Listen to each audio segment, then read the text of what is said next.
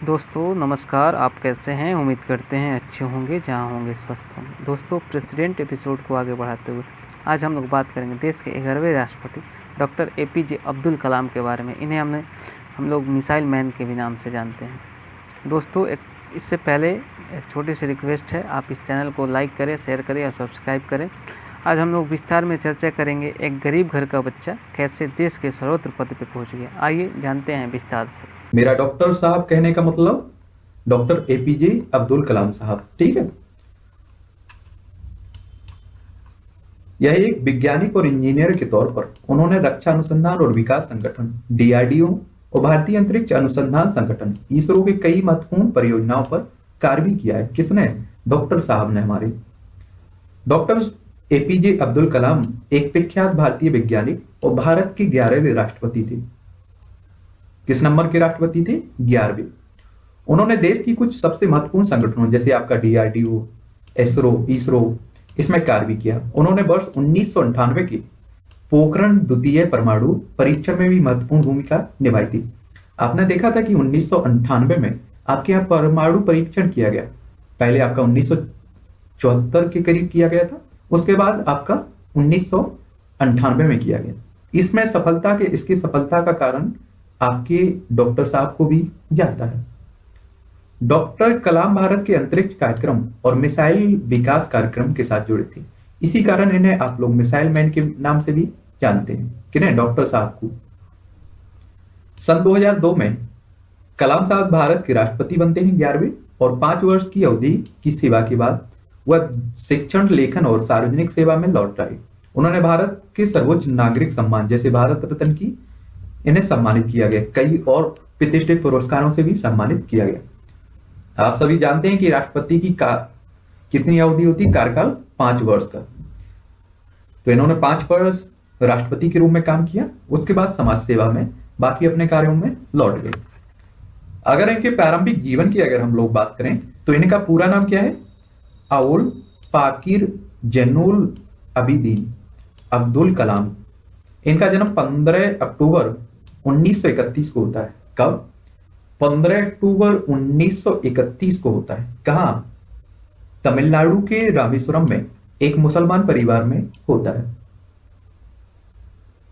उनके पिता जैनुल अबिदीन एक नाविक थे, नाव चलाने वाले नाविक थे। उनकी माता जी थी अस्ती अम्मा, एक गृहिणी थी, यानी कि घर का काम करने वाली। उनके परिवार की आर्थिक स्थिति ठीक नहीं थी, इसलिए उन्हें छोटी उम्र से ही काम करना पड़ा। अपने पिता की आर्थिक मदद के लिए बालक कलाम समाचार पत्र वितरण का कार्य भी करते थे। अपने स्कूल के दिनों में कलाम पढ़ाई लिखाई में सामान्य थे। क्या थे? एक सामान्य छात्र थे, पर नई चीज सीखने के लिए हमेशा तत्पर और तैयार रहते थे। उनके अंदर सीखने की भूख थी। किनके? डॉक्टर साहब के अंदर सीखने की भूख थी। याद रखिए, होशियार व्यक्ति कभी भी आपने देखा होगा, जो भी खोजें की महत्वपूर्ण योगदान दिया, वो इसी तरह के व्यक्ति ने दिया होगा जिसकी खोजने की चाहत ज्यादा रहती है। अब रट कर पढ़ने वाले की छोड़िए आप लोग, उसका वो परीक्षा तो पास कर सकता है, लेकिन आप सोचिए कि वैज्ञानिक क्षेत्र में अगर आपका दिमाग नई नई चीजों को खोजने की तरफ नहीं आकर्षित होता है तो आप शायद उस क्षेत्र में सफल नहीं हो सकते हैं। वो पढ़ाई पर घंटों ध्यान देते थे। उन्होंने अपनी स्कूल की जो पढ़ाई थी रामनाथपुरम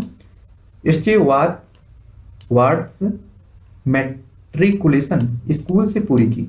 उसके बाद वो तिरुचिरापल्ली के सेंट जोसेफ्स कॉलेज में दाखिला के लिए चले गए, जहां से उन्होंने सन 1954 में भौतिक विज्ञान में स्नातक किया। उसके बाद उन्होंने 1955 में वो मद्रास चले गए, जहां से उन्होंने एरोस्पेस इंजीनियरिंग की शिक्षा ग्रहण की। प्रातः 1960 में कलाम ने मद्रास इंस्टीट्यूट ऑफ टेक्नोलॉजी से इंजीनियरिंग की पढ़ाई पूरी की। ये उनके शुरुआत का जीवन है। अब कैरियर की बात करते हैं। उनके दूसरे पड़ाव पर चलते हैं हम लोग। Career. Madras institute of technology से इंजीनियरिंग की पढ़ाई पूरी करने के बाद कलाम ने रक्षा अनुसंधान और विकास संगठन यानी कि डीआरडीओ में वैज्ञानिक के तौर पर भर्ती हुए। कलाम ने अपने कैरियर की शुरुआत भारतीय सेना के लिए एक छोटे हेलीकॉप्टर का डिजाइन बनाकर किया था। इन्होंने भारतीय सेना के लिए एक छोटे से हेलीकॉप्टर का डिजाइन बनाकर वैज्ञानिक क्षेत्र में अपना कदम रखा। डीआरडीओ में कलाम को उनके काम से संतुष्टि नहीं मिल रही थी। कलाम पंडित जवाहरलाल नेहरू द्वारा गठित Indian national committee for space research के सदस्य भी थे। इस दौरान उन्हें प्रसिद्ध अंतरिक्ष वैज्ञानिक विक्रम साराभाई के साथ कार्य करने का अवसर भी मिला। आप जानते हैं कि अंतरिक्ष क्षेत्र में विक्रम साराभाई का भी योगदान काफी बड़ा रहा है। वर्ष 1969 में उनका स्थानांतरण भारतीय अंतरिक्ष अनुसंधान संगठन इसरो में किया गया।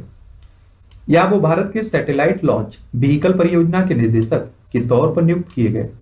इसी परियोजना की सफलता के परिणाम स्वरूप भारत का प्रथम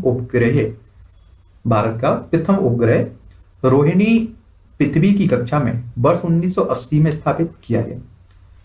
इसरो में शामिल होना कलाम के कैरियर का सबसे अहम मोड़ था। जब उन्होंने सैटेलाइट लॉन्च व्हीकल परियोजना पर कार्य आरंभ किया, तब उन्हें लगा कि जैसे वो वही कार्य कर रहे हैं जिसमें उनका मन लगता है। 1963-64 के दौरान उन्होंने अमेरिका के अंतरिक्ष संगठन नासा की भी यात्रा की, यानी कि अमेरिका का भी दौरा किया। परमाणु वैज्ञानिक राजा रमन्ना, जिनके देखरेख में भारत ने पहला परमाणु परीक्षण किया, ने कलाम को वर्ष 1974 में पोखरण में परमाणु परीक्षण देखने के लिए भी बुलाया था। याद रखिए, आपका पहला परमाणु परीक्षण होता है 1974 में। इसमें कलाम साहब भी जाते हैं। फिर दूसरे में तो आपने देखा है 1998 में कलाम साहब का ही योगदान बहुत बड़ा उसमें था, उसकी सफलता में। 70 और 80 के दशक में अपने कार्यों और सफलताओं से डॉक्टर कलाम भारत में बहुत प्रसिद्ध हो गए और देश के सबसे बड़े वैज्ञानिकों में उनका नाम गिना जाने लगा। उनकी ख्याति इतनी बढ़ गई थी कि तत्कालीन प्रधानमंत्री इंदिरा गांधी ने अपने कैबिनेट की मंजूरी के बिना ही उन्हें कुछ गुप्त परियोजनाओं पर कार्य करने की अनुमति दे दी थी। भारत सरकार ने महत्वाकांक्षी integrated guided missile development programme का प्रारंभ डॉक्टर कलाम के देखरेख में ही किया था। वह इस परियोजना के मुख्य कार्यकारी थे। क्या थे वो? इस परियोजना के मुख्य कार्यकारी थे। इस परियोजना देश को अग्नि और पृथ्वी जैसी मिसाइलें भी थी। इसी परियोजना का परिणाम था कि अग्नि और पृथ्वी मिसाइल दी। जुलाई 1992 से लेकर दिसंबर 1999 तक डॉक्टर कलाम प्रधानमंत्री के वैज्ञानिक सलाहकार और रक्षा अनुसंधान और विकास संगठन यानी कि डीआरडीओ के सचिव भी रहे। भारत ने अपना दूसरा परमाणु परीक्षण इसी के दौरान किया था 1998 में। उन्होंने इसमें एक महत्वपूर्ण भूमिका निभाई थी। आर चिदम्बरम साथ ही कलाम इस परियोजना के समन्वयक थे। इस दौरान मिले मीडिया कवरेज ने उन्हें देश का सबसे बड़ा परमाणु वैज्ञानिक बना दिया। वर्ष 1998 में डॉक्टर कलाम ने हृदय चिकित्सक सोमा राजू के साथ मिलकर एक कम कीमत का कोरोनरी स्टेंट का विकास भी किया। इसे कलाम राजू स्टेंट के नाम से जाना जाता है, यानी कि इन्हीं के नाम पर इसका नाम रख दिया। अब आता है उनका भारत के राष्ट्रपति की बात और कार्य। एक रक्षा वैज्ञानिक के तौर पर उनकी उपलब्धियों और प्रसिद्धि के मद्देनजर एनडीए की गठबंधन सरकार ने उन्हें वर्ष 2002 में राष्ट्रपति पद का उम्मीदवार बनाया। याद रखिए, दो शब्द यहाँ हमेशा आपके दिमाग में आते रहते हैं, एनडीए यूपीए। तो एनडीए में बीजेपी और उसके जो भी सहयोगी दल होते हैं उन्हें शामिल किया जाता है, और जो यूपीए होता है, यूपीए इसमें कांग्रेस और उसके जो भी संगठन है, मतलब सहायक दल हैं, उन्हें शामिल किया जाता है। ठीक है। उन्होंने अपने प्रतिद्वंदी लक्ष्मी सहगल को भारी अंतर से पराजित किया और 25 जुलाई 2002 को भारत के 11वें राष्ट्रपति के रूप में शपथ लिया। डॉक्टर कलाम देश के ऐसे तीसरे राष्ट्रपति थे जिन्हें राष्ट्रपति बनने से पहले ही भारत रत्न से नवाजा जा चुका है। इससे पहले आपके डॉक्टर राधाकृष्णन और डॉक्टर जाकिर हुसैन को भी राष्ट्रपति बनने से पहले भारत रत्न से सम्मानित किया जा चुका था। उनके कार्यकाल के दौरान उन्हें जनता का राष्ट्रपति कहा गया। किन्हें? डॉक्टर साहब को। और अपने कार्यकाल की समाप्ति पर उन्होंने दूसरे कार्यकाल की भी इच्छा जताई, पर राजनीतिक पार्टियों में एक राय की कमी होने के कारण उन्होंने ये विचार त्याग दिया। 12वें राष्ट्रपति के रूप में फिर आती है आपकी प्रतिभा पाटिल। के कार्यकाल की समाप्ति के समय एक बार फिर उनका नाम अगले संभावित राष्ट्रपति के रूप में चर्चा में था। परंतु आम सहमति नहीं होने के कारण उन्होंने अपनी उम्मीदवारी का विचार त्याग दिया। किन्होंने? डॉक्टर एपीजे अब्दुल कलाम साहब ने। राष्ट्रपति पद से सेवा मुक्त होने के बाद का समय। राष्ट्रपति पद से सेवा मुक्त होने के बाद डॉक्टर कलाम शिक्षक, लेखन, मार्गदर्शन और शोध जैसे कार्यों में व्यस्त रहे और भारतीय प्रबंधन संस्थान शिलोंग, भारतीय प्रबंधन संस्थान अहमदाबाद, भारतीय प्रबंधन संस्थान इंदौर जैसे संस्थानों से विजिटिंग प्रोफेसर के तौर पर जुड़े रहे। इसके अलावा वो भारतीय विज्ञान संस्थान बेंगलोर के fellow, Indian institute of space science and technology Thiruvananthapuram के चांसलर, अन्ना यूनिवर्सिटी चेन्नई में एरोस्पेस इंजीनियरिंग के प्रोफेसर भी रहे हैं। याद रखिए, एक सामान्य परिचय रहता है। अगर इनकी जिंदगी के बारे में आप पढ़ें तो बहुत लंबा लेक्चर हो जाया करेगा, और आपको पढ़ना है तो इन सभी लोगों की बायोग्राफी जो आत्मकथा लिखी गई है उसे पढ़िए। गांधी जी की पढ़िए, बढ़िया लिखी गई है गांधी जी की भी। गांधी जी की तो वो सच्चाई लिखी गई है जो हकीकत उन्होंने, इतनी सच्चाई मुझे नहीं लगता है कि आज हम लिख सकते हैं। आज अगर कोई भी आत्मकथा लिखता है तो बड़ा चढ़ा के लिखता है, लेकिन गांधी जी ने वो शब्द डाले हैं जो शायद एक आम इंसान के लिए डालना मुश्किल होगा, बहुत मुश्किल होगा। तो पढ़िए, अच्छी बायोग्राफी है। अब तो वैसे भी आपकी पीडीएफ के रूप में भी ऑनलाइन गूगल पर आप सर्च करेंगे मिल जाती है। डॉक्टर साहब ने आईआईटी हैदराबाद और बनारस हिंदू यूनिवर्सिटी और अन्ना यूनिवर्सिटी में सूचना प्रौद्योगिकी भी पढ़ाया।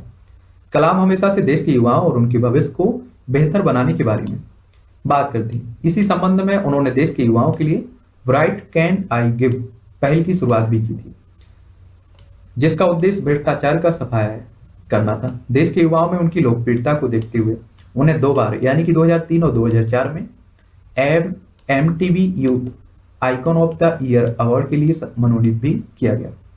वर्ष 2011 में प्रदर्शित हुई हिंदी फिल्म आई एम कलाम उनके जीवन से प्रभावित थी। इसे आप लोग देखना, बहुत बढ़िया मूवी है। आई एम कलाम बहुत बढ़िया मूवी है, आप लोग जाकर देख सकते हैं आराम से। शिक्षण के अलावा डॉक्टर कलाम ने कई पुस्तकें भी लिखी। इसमें आपका India 2020, a vision for the new millennium, wings of fire and autobiography, ignited minds, unleashing the power within India, mission India और इंडोमिटेबल स्पिरिट, ये सभी इनकी बुक्स हैं। ठीक है।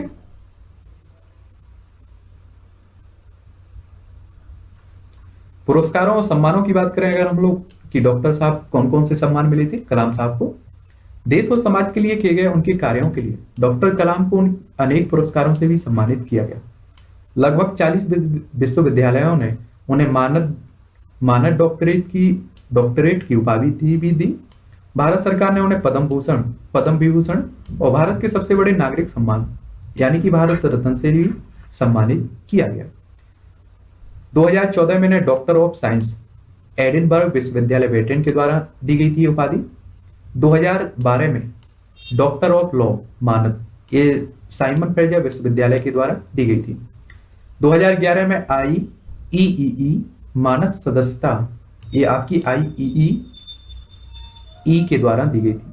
2010 में डॉक्टर ऑफ इंजीनियरिंग ये वाटरलू विश्वविद्यालय के द्वारा दी गई थी। 2009 में मानद डॉक्टरेट ऑकलैंड के द्वारा। 2009 में ह्यूमर मेडल ये आपका ASME फाउंडेशन के द्वारा संयुक्त राज्य अमेरिका के द्वारा दी गई थी। 2009 में अंतरराष्ट्रीय कर्मन बॉन विक्स पुरस्कार कैलिफोर्निया प्रौद्योगिकी संस्थान संयुक्त राज्य अमेरिका के द्वारा दिया गया। 2008 में डॉक्टर ऑफ इंजीनियरिंग नायांग प्रौद्योगिकी विश्वविद्यालय सिंगापुर के द्वारा दिया गया था। 2007 में चार्ल्स द्वितीय पदक रॉयल सोसाइटी ब्रिटेन के द्वारा। 2007 में साइंस की मानद डॉक्टरेट बॉलबर्ग हैम्पटन विश्वविद्यालय ब्रिटेन के द्वारा। 2000 में रामानुज पुरस्कार ये आपका अल्वर्स रिसर्च सेंटर चेन्नई के द्वारा दिया गया था।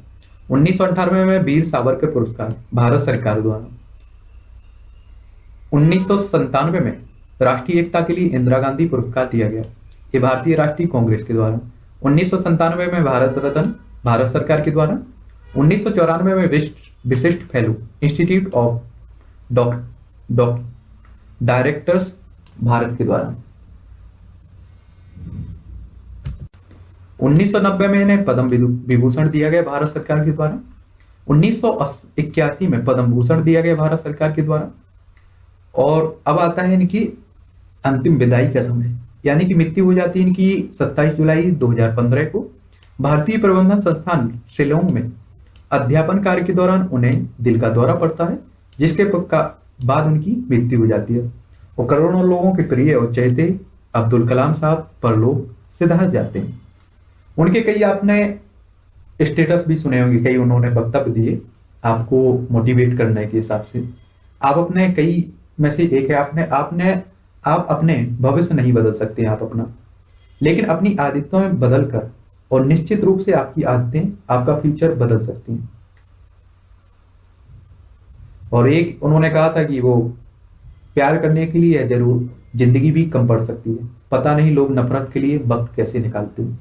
ये वक्तव्य भी आपके डॉक्टर साहब का ही वक्तव्य था।